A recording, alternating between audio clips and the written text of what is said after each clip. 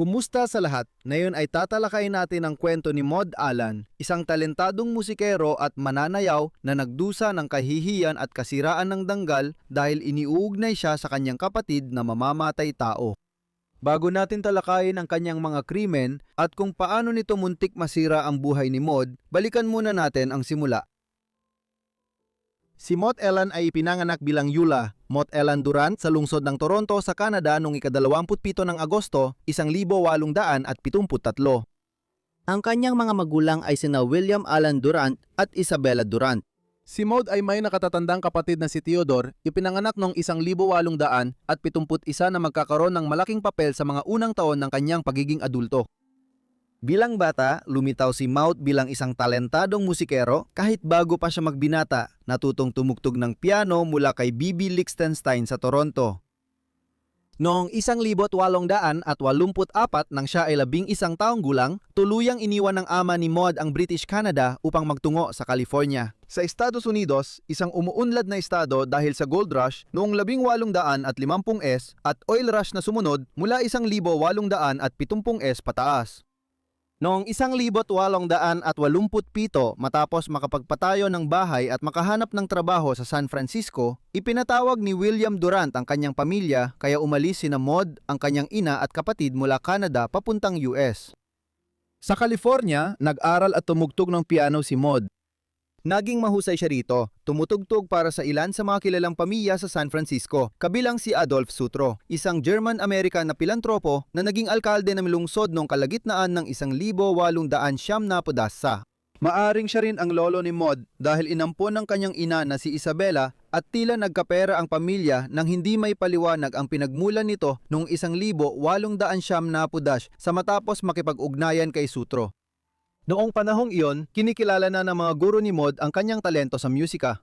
Si Eugene Bonelli ng San Francisco Grand Academy of Music ang naghimok sa kanya na magtungo sa Alemanya, nangungunang bansa para sa classical na musika noong huling bahagi ng ika-19 at unang bahagi ng ika-20 siglo.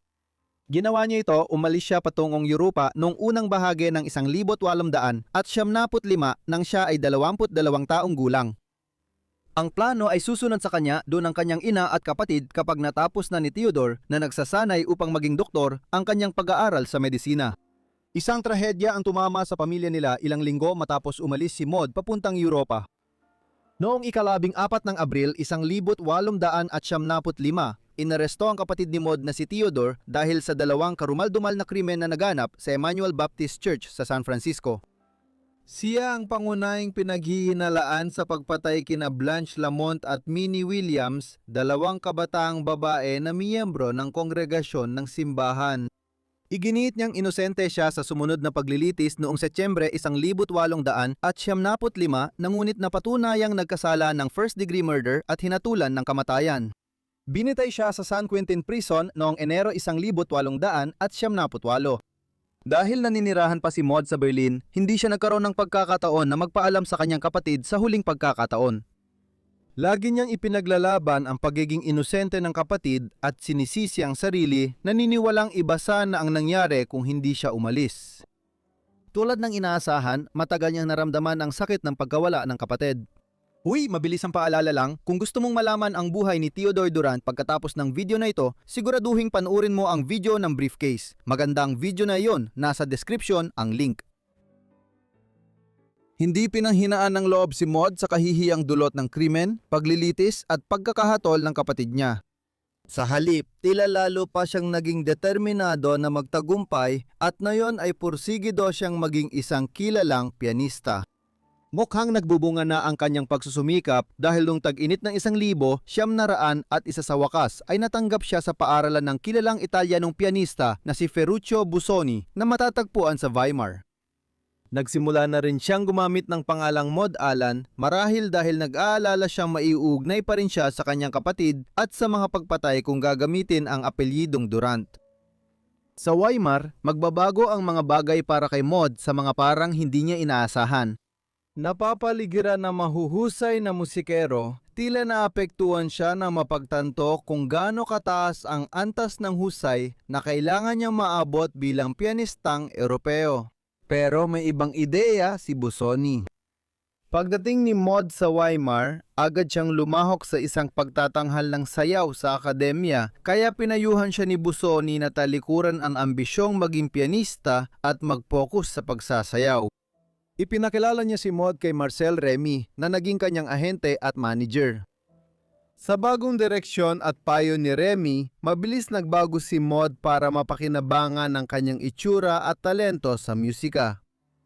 Ngayon, layunin na ni Maud maging ekspresyonistang mananayaw, isang sining na nagsisimula pa lang sa Europa noong mga taong 1900. Mabilis nakaangkop si Alan at unang nagtanghal sa Vienna noong taglamig ng taong 1903 saka naglibot sa malalaking lungsod sa Europa gaya ng Brussels, Berlin at Cologne sa mga sumunod na taon. Sa mga pagtatanghal, pinagsama niya ang bagong hangarin at pagmamahal sa classical na musika, sumasayaw sa tugtog ni Beethoven, Bach, Chopin at Schubert. Si Maud Allan ay pangunahing kilala ngayon para sa Dance of the Seven Veils, isang pagtatanghal na nagdala sa kanya sa pandaigdigang kasikatan noong unang 2 dekada ng ika-20 siglo. Nakuha niya ang inspirasyon para dito habang nanonood ng pagtatanghal ng Salome ni Oscar Wilde sa Vienna noong 1906. Ang dula ay isang trahedya na may isang yugto na isinulat ni Wilde noong 1871. Batay sa kwento ni Salome, ang anak-anaka ni Herod Antipas na namuno sa Judea noong unang bahagi ng unang siglo AD. Ayon sa kwento, napaniwala ni Salome si Herodes na ibigay sa kanya ang ulo ni Juan Bautista, isang pinunong relihiyoso na noon ay pinag-uusapan ng husto sa Judea, kapalit ng kanyang pagsayaw. Si Herodes na nilamon ng pagnanasa ay pumayag na gawin ito. Kailangan ng dula ni Wilde ng eksena ng sayaw. Matapos mapanood ang dula, sinimula ni Maud na gumawa ng bersyon ng erotikong sayaw. Ang sayaw ni Salome na isinayaw ni Alan ay kadalasang kilala bilang sayaw ng 7 belo. Isinasayaw na ni Alan ang sayaw ng 7 belo noong 1907. Hindi gaanong maganda ang mga review sa kanyang pagtatanghal. Ngunit kakaiba ang bersyon ni Alan kumpara sa karamihan dahil halos hubad siyang sumayaw, tanging mga alahas at ilang manipis na belo lamang ang tumatakip sa kanya. Bukod pa rito, naging kilalang kilala siya dahil sa kontrobersya noong 1908 nang magtungo siya sa London upang ipakita ang sayaw sa Palace Theatre sa West End. Kontrobersyal ang hakbang na ito dahil ipinagbawal na sa Britain ilang taon nang nakalipas ang Dance of the Seven Veils matapos arestuhin, hatulan at ikulong si Wilde dahil sa kahalayan ayon sa batas noon. Gayunpaman, hindi napigilan si Alan na magtanghal. Sa huli, nanatili siya sa London ng 18 buwan kung saan nagtanghal siya ng sayaw ng mahigit 250 beses. Sa pagtatapos ng pananatili niya sa London, sumikat na si Alan sa buong mundo. Lumipat siya sa London at doon nanirahan sa malaking bahagi ng sumunod na 30 taon. Ngunit noong dekada 10, nagsimula rin siyang maglibot sa buong mundo, nagtanghal sa mga lungsod tulad ng New York, Chicago, Philadelphia, Kansas, San Francisco at Los Angeles. Sa US, sinundan ito ng paglibot sa South Africa at Asia, nagtanghal siya sa Cape Town, Calcutta at iba pang lungsod. Dahil dito, nakabuo rin siya ng munting puwang para sa sarili sa umuunlad na industriya ng pelikula sa Hollywood. Lumabas siya sa The Rug Maker's Daughter noong 1915 kung saan nagpakita rin siya ng bersyon ng sayaw. Ang sexualidad ni Alan ay naging patuloy na paksa ng mga haka-haka noong nabubuhay pa siya at hanggang ngayon. Alam natin na noong kalagitnaan ng dekada 1900, nagkaroon siya ng relasyon kay Ferruccio Busoni, direktor ng Akademya ng Musika sa Weimar, na naghimok sa kanyang lumipat mula pagtugtog ng piano papuntang pagsasayaw. Gayunpaman, hindi siya nag-asawa o nagkaroon ng matagalang heterosexual na relasyon sa mga huling taon ng kanyang buhay. Dahil dito, ipinapalagay na si Alan ay talagang bisexual na mas may hilig sa mga relasyon sa kapwa babae. Tiyak itong tugma sa ebidensya ng kanyang matagal na pananatili sa London. Noong bandang 1900 at 10 nasangkot siya sa isang relasyon kay Margot Asquith, ang asawa ng liberal na punong ministro ng Britanya, Herbert Asquith. Si Asquith mismo ang nagbayad ng apartment ni Alan malapit sa Regent's Park, kasundo ang tumagal ng halos 20 taon. Noong 1928 namatay si Herbert Asquith at iniwan ang asawa niyang halos walang pera kahit matagumpay siya sa politika. Dahil dito, itinigil ni Margot ang bayad sa apartment ni Maud Allan kaya natapos ang relasyon nila at nagsimula ang bagong relasyon ni Allan at ng kanyang sekretaryong si Werner Aldrich. Kalaunan, lumipat si Aldrich sa apartment sa Regent's Park at tumira roon ng 10 taon. Ito ay isang mapangkontrol na relasyon kung saan inabuso ni Allan na 20 taon ang tanda kay Aldrich, ang mas batang kapareha niya sa emosyonal at pinansyal na paraan. Nang tuluyang magwakas ang relasyong iyon pagkalipas ng maraming taon, nagbanta si Maud na isiwalat ang homoseksualidad ni Aldrich. Ang sexualidad ni Allan ay naging sentro ng pinaka-kontrobersyal na bahagi ng kanyang buhay noong mga huling taon ng dekada 10 at mga unang taon ng dekada 20. Noong 1918 sa bandang huli ng unang digmaang pandaigdig, bumalik siya sa London para gampanan ng pangunahing papel sa bagong produksyon ng Salome sa ilalim ng direktor na si Jack Green. Naging kontrobersyal ang produksyon ni Green dahil sa batas sa Britanya na nagbabawal sa mga karakter sa Biblia tulad ni Juan Bautista na may pakita sa entablado. Dahil dito, nilusutan ni Green ang pagbabawal sa pamamagitan ng paggawa nitong panunood na para lamang sa mga nag-apply, kaya hindi ito bukas sa publiko. Sa paggawa nito, maari niyang sabihin na ang dula ay isa lamang pagtatanghal sa harap ng isang pribadong pagtitipon. Nagdulot ng kontrobersya ang dula dahilan para kay Noel Pemberton Billing, isang miyembro ng parlamento na may paniniwalang panrelihiyon na maglatala ng artikulo sa sariling diaryo, ang Vigilante. Inakusahan ni Billing si Allan na lesbiana na hindi tinatanggap noon sa lipunang Briton ngunit hindi labag sa batas. Iminungkahi rin ni Billing na may halong paranoia na marami sa mga nagnanais manood ng dula ni Green ay mga homosekswal at posibleng binablockmail ng pamahalaang Aleman na noon ay kalaban pa rin ng Britanya sa digmaan. Tumugon si Maud sa pamamagitan ng pagsasampa ng kaso laban kay Billing para sa paninirang puri. Naging sensasyon sa mga pahayagan ng Britanya ang kaso sa paglilitis, ngunit masama ang naging wakas para kay Allan. Sabi ni Billing, baliw si Allan at namamana ito, binigyang din ang paglilitis sa kanyang kapatid sa kasong pagpatay at ang pagbitay rito bilang ebidensya.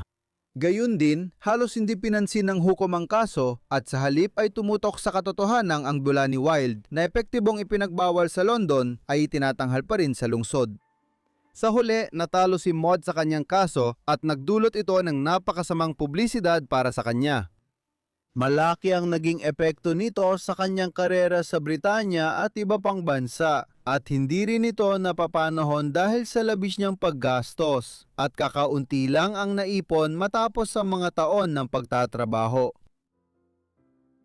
Kahit may iskandalong dulot ng paglilitis sa libelo, hindi umurong si Maud sa buhay publiko at patuloy siyang sumayaw sa buong dekada 20 at dekada 30. Pinalawak din niya ang kanyang trabaho bilang isang aktres. Halimbawa, noong 1932, lumabas siya sa The Miracle na idinirect ni Max Reinhardt, isa sa mga pinakatanyag na direktor ng teatro sa wikang Aleman noong unang kalahati ng ika-20 siglo. Nagpatuloy ang kanyang pagsasayaw sa mga taong ito hanggang noong 1936 nang sa edad na 60, ibinigay niya ang kanyang huling pagtatanghal sa Redlands Bowl sa California. Walang naging anak si Maud at nang pumanaw ang kanyang ina noong 1930, samantalang namatay na ang kanyang ama noong 1917 lalo siyang naging nag-iisa sa mundo. Ang kanyang ina ay naging kasama niya sa paglalakbay sa loob ng maraming taon at nanirahan din kay Maud ng ilang panahon sa kanyang tahanan sa Regent's Park sa London.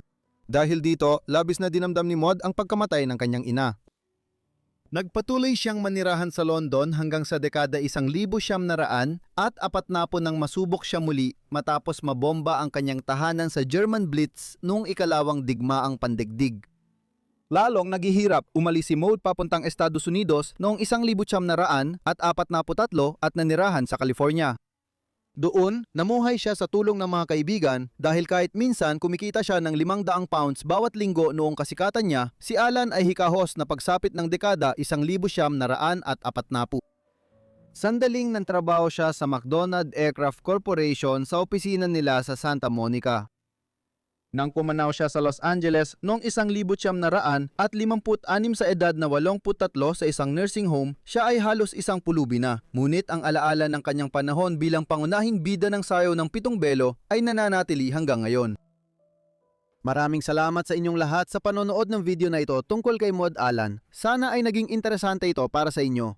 Ipaalam ninyo sa akin ang inyong opinyon tungkol sa kanyang buhay sa ibaba sa mga komento at kung may mga suhestyon kayo, siguraduhin ding ilagay ang mga ito sa ibaba sa mga komento. Kung interesado kayo sa kaso ni Theodore Duran, siguraduhin ninyong panoorin ang video ng briefcase at kung may mga suhestyon din kayo, huwag kalimutang ilagay ang mga ito sa ibaba sa mga komento. Hanggang dito na lang muna, magkita ulit tayo sa susunod na Forgotten Life. Salamat!